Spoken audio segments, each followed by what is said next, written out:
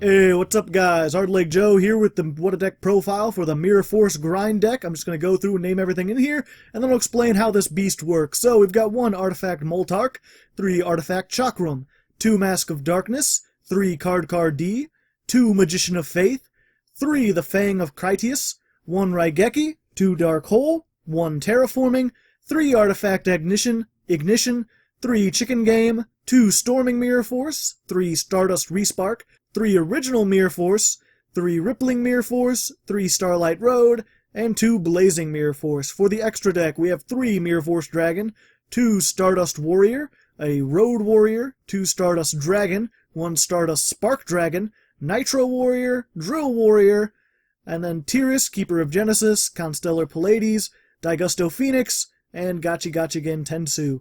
The side deck I'll explain in a moment. So basically, the point of this deck is to get out either Mirror Force Dragon or Stardust Warrior. Those are your 2 big hitters. Everything else here is pretty much just stall power and draw power. So to get Mirror Force Dragon, you need Mirror Force and the Fang of Critias, whatever that is. This thing. This card here. You need both of those to get Mirror Force Dragon.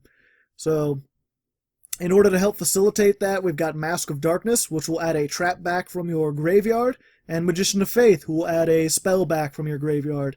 That's how you can recycle that and make sure you make these all 3 times. That allows you to use your Mirror Force and then still get it back.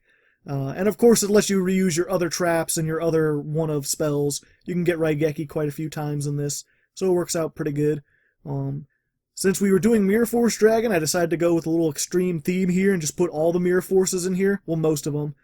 Sandstorm didn't really work for this particular build, but I tried the new Rippling Mirror Force, and I got 2 each of Blazing and Storming. I didn't play 3 of these because this burned you too much and you lowered your life points too low, and this doesn't work against some decks. Some decks sending them back to the hand, especially like Pendulum decks, they don't really mind as much if they don't make a whole bunch of like Ixies and stuff. So that's why you got all the Mirror Forces. Artifacts are here for 2 reasons. 1, if you're setting a combination of both Mirror Forces and Artifacts, your opponent won't know what to hit.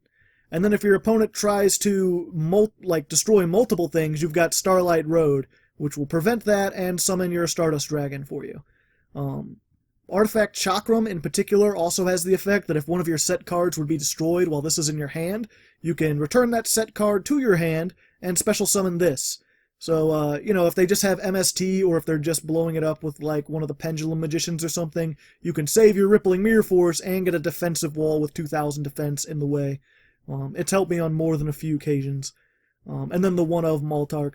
Because we also play Artifact Ignition. This is just going to help speed up your deck a little bit, and it's your Spell Trap removal. It's basically MST, but it helps thin your deck by letting you put a Moltark on the field as well. And of course, if you already have Moltark, you can set this and then activate it on your turn to pop a card they have, or just summon a level 5. So there's a little utility there. Card D is for draw. This is for clearing the field. Chicken Game is here for drawing, and we put the 1 Terraforming because I had 1 card left, which pretty much explains most of the main deck. Oh, except for Stardust Respark. So Stardust Respark is an interesting card. When your opponent's special summoned monster declares a direct attack, if its attack is greater than or equal to your life points, basically if it would kill you, you can negate the attack, draw a card, and special summon 1 Stardust monster from your extra deck. So, this goes in hand with Chicken Game and the Blazing Mirror Force. If your life points are going to get lower, you want to lower your life points so where they'll kill you in 1 hit. And then when they attack, you activate this and summon Stardust Warrior. He has 3,000 attack points, which is a lot. If your opponent would special summon a monster, you can tribute him to negate it, although he won't come back because he wasn't properly synchro summoned. But you could still, if they try to summon something bigger than it, or something that can destroy it, like Beals, you can tribute this to negate the summon.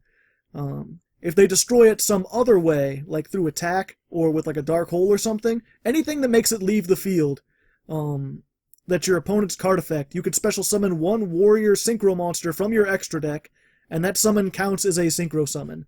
So they get rid of this, and then you get Road Warrior, who has 3,000, or Nitro Warrior, who has base 28 but can go up to 3,800, or Drill Warrior, who can attack directly for 12. Either one of those are all really good. And like I said, part of the thing about this deck is you play all these Mirror Forces and it wastes your opponent's resources. They spend a lot of time trying to get over this, and then when they finally do an attack, you get out this, And a lot of people can't deal with this and the monster it summons. They've already used most of their resources, by then they're top decking. So it can be effective at times. You can also use Stardust Respark to get Stardust Spark Dragon, that's why he's in here. But there's rarely an occasion where you don't just want to go into this. Depends what your opponent has. And then I got 2 rank 5s in case you get 2 of your artifacts out, which rarely happens. And you got 2 rank 2s in case you get your Mask of Darkness and Card D out, which again rarely happens, but it does happen.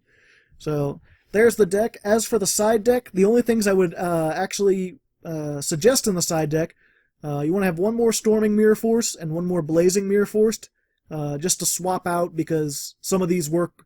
Sometimes Storming Mirror Force doesn't work, you want to swap it out for Blazing, and vice versa. You also might want a Sandstorm Mirror Force, or a couple of them, to swap out for either of these, or since Rippling Mirror Force isn't out yet, swap that out for that.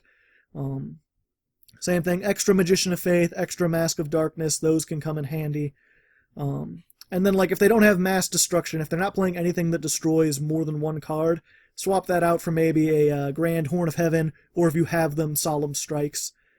Since you're playing the Fang of Critias, you can also play Crush Card Virus and Doom Virus Dragon, because you can summon this guy with Crush Card and Fang if you don't know.